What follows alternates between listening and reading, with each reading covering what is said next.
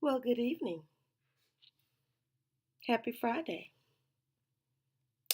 This is Sean with Life Spelled Out, and you won't believe it.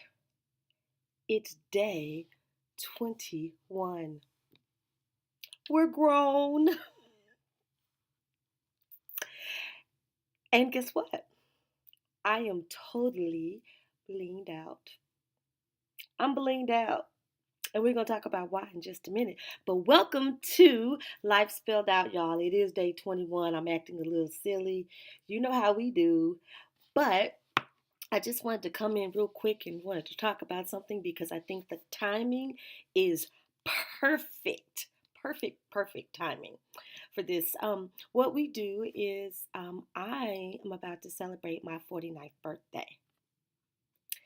And what I decided to do was to do a quick little countdown. So for 30 days, I've been counting down to my birthday.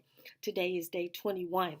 There's only 9 more days to day 30, which is my birthday, November 30th. Um, so, what we do is we come together and we just talk about life. We take the word life and we spell it out. That's why it's called Life Spelled Out. So, for tonight, we're going to talk about the letter L, which is always for living. The letter I for tonight is intermittently. And the letter F for tonight is financial, and the letter E is edge. Put it all together, and we have living intermittently on financial edge. Living on the edge. There used to be a song, "Don't push me because I'm close to the edge. I'm trying not to lose my head." So what does intermittently mean? That means it's not consistent. That means it's like off and on. It's in intervals. So what we're talking about tonight is living on financial edge off and on. Like sometimes you do good, sometimes you're on that edge of finances. And you know, it's Thanksgiving Eve tonight. And you know what's going to happen. They're going to have these amazing sales. It's going to start tomorrow and then continue on through Black Friday on Friday. And just being real, a lot of us, a lot of us are going to be out there shopping. We be shopping, honey. A lot of us are going to be doing that. And the thing about it is, a lot of us, to be honest, we can't afford to. But we're going to be out there in it and buying a whole lot of stuff that we can't afford. So a lot of people are going to be putting it on credit cards. And this time next year, they'll still be paying for the stuff that they bought this year. I've done it, been there, done that. So I already know that's how it goes. So what we want to talk about tonight is how do you know that you're living on edge? You're living on that financial edge. How do you know? I mean, if you take a look at me, let's just be real, okay? It's Thanksgiving Eve night. I'm on vacation. I'm not going anywhere, but I am totally blinged out. Some of us do this, and this is how silly we look. We get all blinged up for nothing. You blinged out to be stressed out because you're spending money that you don't have. Today's day 21, and what we said when we first started was we're grown. True, but sometimes do we really act like we're grown because we don't make the best decisions? So I'm taking this bling off because it's kind of annoying me. So, how do you know that you're living on that financial edge? What are some things? What are some signs? Because here's the reality. What we've been talking about during this countdown is how depression affects us. And I'm going to be real with you. One of the things that will really get me jacked up, depressed, and sad in my feelings is being broke, not having enough money to handle my business. Y'all, that's one of the things that has sent me way to another place. I'm not alone. And the thing about it, that's not just people who suffer from depression. That's everybody. If your money is funny, yeah, your attitude's gonna be bad. You can definitely slip into a depression. You don't want to go anywhere, don't want to be around anybody, all those kind of things. So how do you know that you're on edge? If your bank account is consistently overdrawn, you might be on edge. If your credit then came and went, or if you don't even know what your score is, you're on edge. Because most people with decent credit, they know around about what their score is. So if your score is not a good score, or if you don't know even what your credit score is, you might be on edge. What are some other things? Oh gosh, I'm about to hit myself in the foot for this one. Purses. I don't really care about clothes or shoes or anything like that, but man, I like purses. And I don't just like purses. I like Coach purses. Ain't nothing wrong with them. They're the best purses. They last forever, all that good stuff. But the thing that I'm concerned about and what I want to talk about tonight is when people spend $300 on a purse and they ain't got $30. That's a little jokey joke that I've seen on Facebook and social media a million times. You spending $300 on a purse and you can't come up with three. That don't make sense. If you're doing silly stuff like that, you may be on edge. So that's what we're talking about tonight. Living intermediately, can't speak, intermittently on financial edge. That means it's off and on. Sometimes you're good, sometimes you're off, or maybe all the time you're off. Don't know. But if you're living on that financial edge, if you're living check to check, which most of us do, to be honest, that means we're on edge.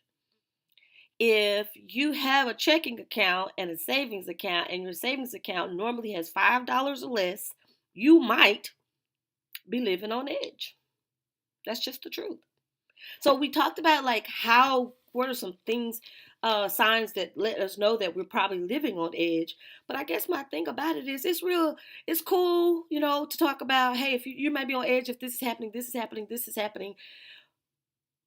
But how do you get off of it? We're real quick about saying what's happening and things like that, but I don't feel like we do a good job of expressing how to come out of that situation. That was another reason why I wanted to do these videos, is I wanted to talk about depression and stuff like that, but I didn't want to just talk about this is what happens when you're depressed. I want to talk about what are some things that you can do, some strategies to get out of that. So for tonight, I want to talk to, if you are a person that's depressed, if you're not a person that's depressed, but if you are at any point you feel like you might be on financial edge, I'm talking to you tonight. So how can we get off the edge? It's kind of common sense, but sometimes we don't really think about it because we're so caught up. I've been there. I'm not making this video to judge anybody or criticize anybody. And let me just be real with you real quick. There was a day where I had two cars repoed in the same day. I did. So I threw that out. I know it's personal, it's private, but I threw it out there because I just want you to know I'm not criticizing anybody. I'm sharing life things that I've experienced with other people in hopes that will help. So how do we get off the edge? Number one, if you are physically on an edge and you're about to fall, what's the first thing you do? Right. You back up. Back up. That literally means, in regards to your finances, you need to back up. So if you've been going a certain direction and you know it's not the right direction, you need to back that thing up. You do. Stop doing whatever it is that you're doing to cause you to be on financial edge. So back up. That's step number one. Step number two. If you are physically on an edge and you're about to fall, you're going to back up. And what else you going to do? You're going to turn around. You don't even want to go that direction where you're on edge. You're going to back up. We already talked about that. That means we're going to stop, but we're going to turn around. Turning around literally means change your direction, change the way that you're going. How can we do that? The first thing is to just be conscious that I'm on edge financially and I need to do something about it. I want to change it. So the thing is, you got to make a decision to make a change, but also don't look back. Yeah, I had two cars repoed that day. I remember the day very well. But I don't look back at that. I move forward and say, I'm going to make sure that never happens again. I'm going to either pay cash for a car or I'm going to get me another car and I'm going to put it on automatic pay.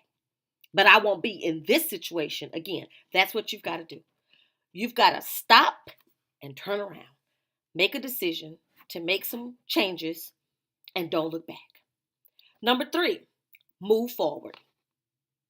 If you're physically standing on the edge and you're about to fall off that edge, you're going to stop first. And you're going to stop quickly. You're going to turn around and then you're going to proceed to go in another direction. So moving forward is step 3. Step 1, back up. Step 2, turn around. Step 3, move forward. That literally means to plan. Plan to succeed at this financial thing. Plan to get off of that financial edge. How can we do that? Do you have a budget? I don't care how much money you make. I don't care if you make a lot or a little. You need a budget. Now, for me, what works for me is I know I'm probably doing too much, but it's because I used to be so bad. So I have a yearly budget that kind of outlines my yearly goals. I also have monthly budgets that list all of my monthly responsibilities and how much they are and so forth. But then I break that bad boy down to pay periods. So like, if you get paid 2 times and you got pay period 1 and pay period 2, so you can split your bills up that way. If you get paid every week, then you've got pay period 1, 2, 3, 4, or week 1, 2, 3, 4, and split that up. One of the greatest things that helped me was I take major bills and split them up by pay periods. So, for example, if my car note is $400 a month and I get paid weekly, every week I'm going to pay $100. To be honest with you, I finally got to the point where I'll do 125. The reason why, or 110, just a little bit over that 100. The reason why, things do happen in life. And when they do, it won't put you back so far because you've been paying a little bit extra, little bit extra, little bit extra. So you can split that big bill. If you've got a $400 car note, split that up by your pay periods, whether it's 4 pay periods or 2 pay periods. Now, if you get paid once a month, that's a whole nother story. Yours is a whole lot different because you're pretty much paying all your bills at one time. But I'm talking more to those that get paid bi-weekly or get paid weekly. So make sure that you have a budget. Know what your credit score is. For so many years, I just said I have bad credit. You know why I said I had bad credit? Because when I will apply for something, they denied me. That means I got bad credit. Sometimes it's not necessarily that you have bad credit, like negative things. Sometimes it means that you don't have any credit at all. Because there's different components of a credit score. It's not just what credit cards I have and I didn't pay them or I did pay them. It's other components that make up your total credit score. Find out what yours is. There are different websites that you can go on to get them for free. I use Credit Karma because it is free and I use it daily. But there's different versions. Do a Google. You already know my best friend Google and find free credit reports. And I'll put some links down in the comments as well. Plan menus. Once before, I did kind of an evaluation of where my money was going because I was like, what's going on? Why am I always broke? Why is this always happening? Let me tell you, this happened. My brother actually suggested this to me. I took a whole month worth of my bank statements because most of us, we use the debit card so you can literally see and track where your money's going. And what I did is I went through and highlighted like what was necessary with one color. Like these are things that I can't change. Rent, you can't change that. Electricity, you can't change that. So I highlighted the things that are things that I have to have. But then I highlighted stuff that I didn't even have to have. It was like unnecessary stuff and highlighted it. And then I calculated that up for that 1 month to see how much money was I throwing away. Making it rain with money that you don't have. And you know what my number one culprit was? Eating out. Starbucks was an issue because I was getting ready to go to work, so every morning, guess what I did? Starbucks was right by my house, and I would stop by and get coffee. Figure out how much that coffee is a day, and if you're getting it 5 days out of the week, figure that up for the week, and then times 4 to see what you're spending a month on coffee. Go to Target or Walmart, buy you a coffee maker for like 20, no more than $30, and buy you some coffee and get you some like flavored creamers and call it a day. And same thing with fast food. We think, oh no, I'm just getting stuff off the dollar menu. Start adding that up and see how much you're spending. So that's a great, great thing to do. Just pull up your um, a bank statement and just kind of see where your money's going and see where you can cut the fat.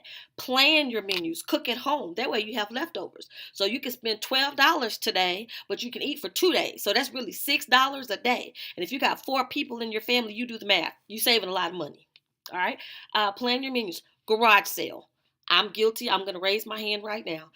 I'll never forget one time I heard my pastor actually say, "You saying that you don't have any money, but look in that closet. There's a lot of money in your closet." Oh my gosh, that is so true. Go through the closets and pull out some things. Have a garage sale. Have a garage sale. Get you some extra money. There's also places like Kid to Kid or places like consignment places if you have small children where you can take in clothes that are gently worn and maybe too small, and maybe you don't get any money, but at least you can probably exchange them for some more clothes for your kids. And rather than shopping in the mall, thrift store, baby. I'm the thrift store queen. That's for everything. Things, household items, personal items, clothing. I get everything out of the thrift store except for shoes. I'm not going to be able to do the shoes part. But everything else, thrift store. All right, so we talked about how, if we're on the edge, how do we know that we're on the edge? We've also talked about how can we kind of get off of that edge. One, back it up. Just literally, just stop. Make the decision to stop. Then turn around. Change. Change the way that you've been doing things. The first step in everything is, if we're trying to make a change, is consciousness. Make yourself conscious of where the money is being wasted. Don't bling yourself out. You know what I'm saying? Bling out to stress out. Don't do it. Don't bling out to stress out. It's unnecessary. You're trying to show people what? You're trying to prove what? And to who? Yeah, I did that for years. I don't do that no more. I don't do that no more. See where you can cut the fat. So back up, turn around, move forward. Back up means to stop. Turn around means to make the change. Move forward means to make a plan to get off the edge. Budget, credit repair. I'll put a link in the comments for that as well. Plan your menus. Have a garage sale, and lastly, savings. Be committed to putting a little bit back into a savings account. The old people used to say, save a little bit for a rainy day. And y'all know it's going to rain. It's going to be a rainy day. And we're not talking about a physical rain. We just mean when something happens that was unexpected and you have an unexpected expense. In your budget, put in there, not savings, but like emergency money.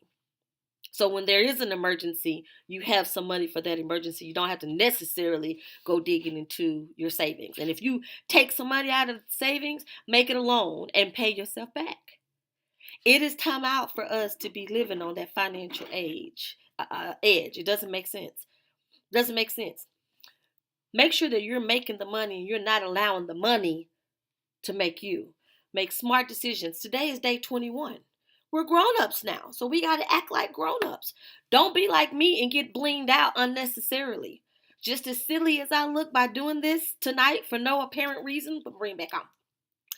That's how silly we all look when we don't make good decisions in regards to finances.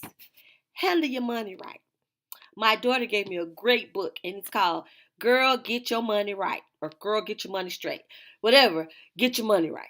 All right, so that's our time for today, for day 21. We're living intermittently on that financial edge. We're like a seesaw. Sometimes we're good, sometimes we're not. Yeah, it's time to get off of that. Be careful with these sales during the holidays. In regards to your gift giving, get something that people need. Underwear, socks. Go back to the old people. Go back. Pajamas. Go back. And don't try to outgive each other. That's not what the holidays is about. So be wise in spending your money. Don't be on the edge financially. Do something about it. Do something about it, y'all. It's time to make a change. Bag it up. Turn around. Move forward. All right, that's day 21. I'll see y'all tomorrow for day 22.